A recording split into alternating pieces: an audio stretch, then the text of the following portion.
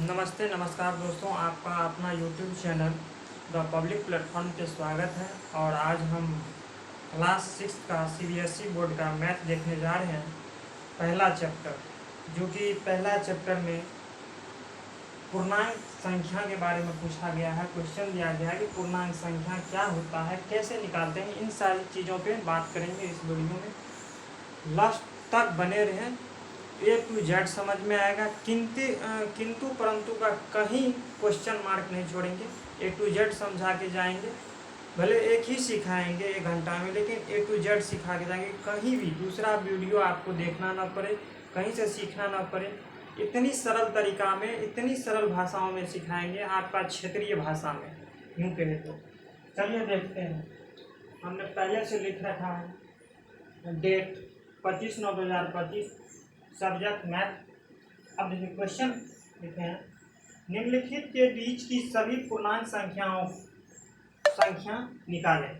अब हम कुछ संख्या दिया गया है, जो कि संख्या यहाँ रखे हुए हैं।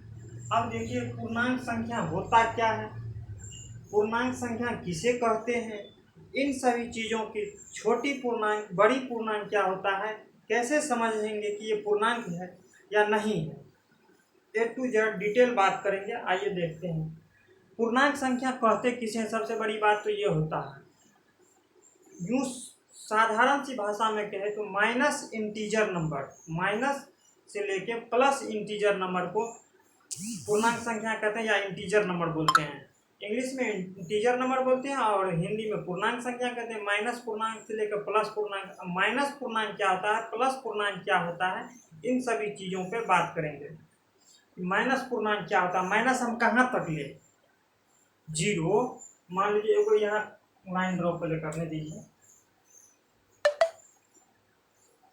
एगो लाइन मान लीजिए दे दिए, 20 सेंटर बना देते हैं। 20 सेंटर में वो दे देते हैं 0 1 2, इसको जो है ना dot dot dot dot dot बढ़ाते चलिए, यहाँ इन्फिनिटी दे दीजिए।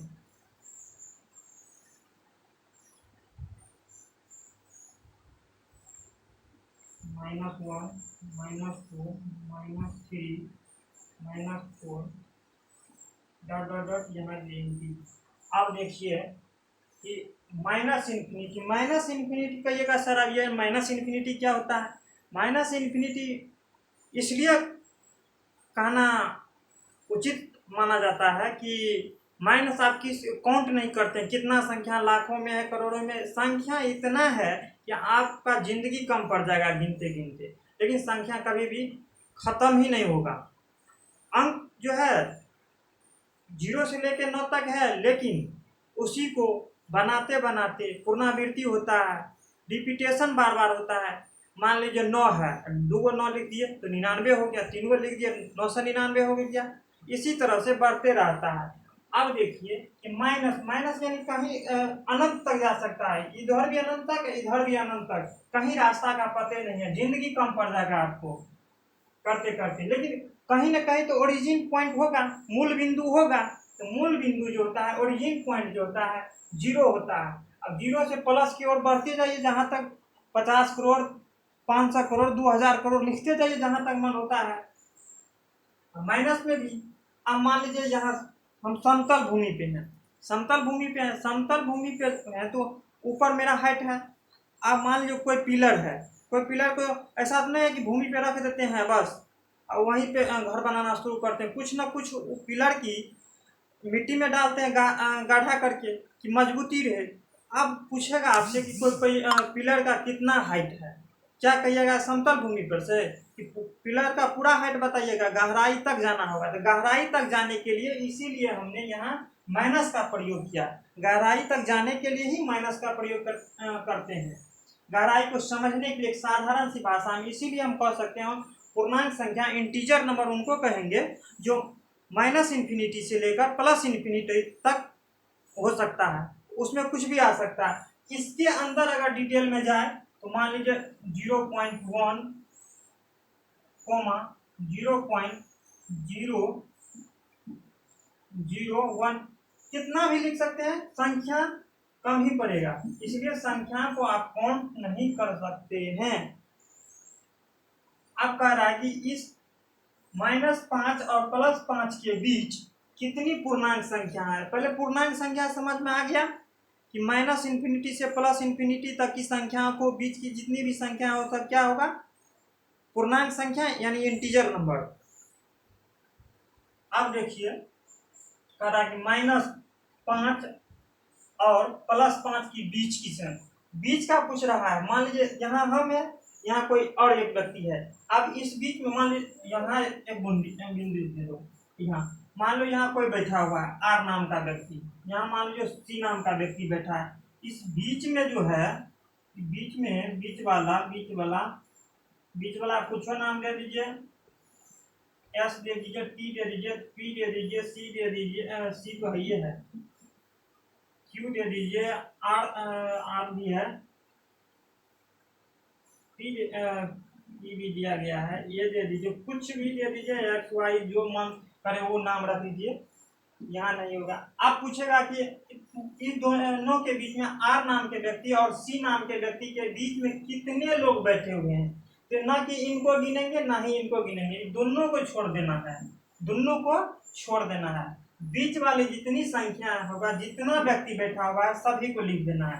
अब कह क्या रहा है कि -5 से प्लस की ओर जाने के लिए यहाँ तक न जाना है, यहाँ से चलेंगे यहाँ तक जाना है, तो -5 से +5 की ओर चलने के लिए क्या हमारा होगा, डायग्राम से समझ गए। अब देख लीजिए -5 से +5 की ओर के बीच के पूछ रहा है, तो -4 आएगा बीच में, कहिए, -3 आएगा, -2 आएगा, -1 आएगा। अब -1 के बाद देखिए अब क्या होता है, कहीं ना कहीं तो मूल बिंदु होगा जहाँ 0 -1 के बाद कहिएगा -0 सब 5 का है चलेगा, फिर उल्टा जाएंगे, इधर जाना है ना प्लस की ओर, यहाँ 0 आ जाएगा, फिर 1 आएगा, 2 आएगा, 3 आएगा, 4 आएगा। कहा क्या रहा है सवाल कि बीच की संख्या निकालने के लिए, इसीलिए 4 तक रुकेंगे। अगर वही पूछता कि 5 तक या उससे 1 आगे, तो फिर जैसा सवाल कहता उस हिसाब से हम लोग काम करते। यही हमारा क्या हो गया आंसर। अगर आप लोग समझ गए हैं, पहला का ये आंसर है। अब दूसरा वो इसी प्रकार सवाल दिया गया है, तीसरा भी उसी प्रकार है, चौथा भी उसी प्रकार है। तो आप लोग उम्मीद करते हैं अगर समझ गए हैं तो जरूर है कि 3 क्वेश्चन को आप सॉल्व करेंगे और सॉल्व करके आंसर जरूर कमेंट करेंगे। अगर समझ में नहीं आए फिर भी कमेंट कीजिए कि समझ में नहीं। जब तक आप पूछिएगा नहीं तब तक कैसे हम समझेंगे कि समझ में आया या नहीं आया। नहीं तो हम तो एक अपना लेयर पे चलते रह जाएंगे। जब तक आप लोग नहीं बताएंगे तब तो हम तो समझेंगे समझ गया। अगर समझ में नहीं आया कमेंट कीजिए फिर बताएंगे। अब कह रहा है कि क्वेश्चन नंबर दूसरा कह रहा है कि निम्नलिखित में से प्रत्येक बड़े पूर्णांक को घेरा लगा, यानी गोला करने के लिए कह रहा है। ये क्वेश्चन है, ये भी क्वेश्चन दिया गया है, ये भी क्वेश्चन, इस टाइप का क्वेश्चन कुछ दिया गया। प्रत्येक आप कह रहा है कि छोटी बड़ी का यहाँ खेला आ गया कि छोटी पूर्णांक कौन होगा, बड़ी पूर्णांक कौन होगा। चलिए इसको यही समझाते हैं, कुछ यही समझाते हैं। अब -20 रुपया पूर्णांक तो समझ में आ गया, माइनस से प्लस सब पूर्णांक में जाएगा। अब देखिए क्वेश्चन कह रहा है कि -20 और 4। एक बात जानते हैं, कहिएगा क्या। अब देखिए -20 है और 4 है। -20 मान लीजिए आप किसी से 20 रुपया कर्जा लिए हुए हैं। 2 व्यक्ति है यहाँ, 20 रुपया कर्जा लिए हुआ है और एक व्यक्ति है जो कि न कर्जा लिए हुआ है नहीं कहीं, लेकिन उसके स्वयं का खुद का किसी से कर्जा नहीं, स्वयं का 4 रुपया है। अब किसको धनवान व्यक्ति मानेंगे, कर्जा वाले को कि जो जिसके पास खुद का है।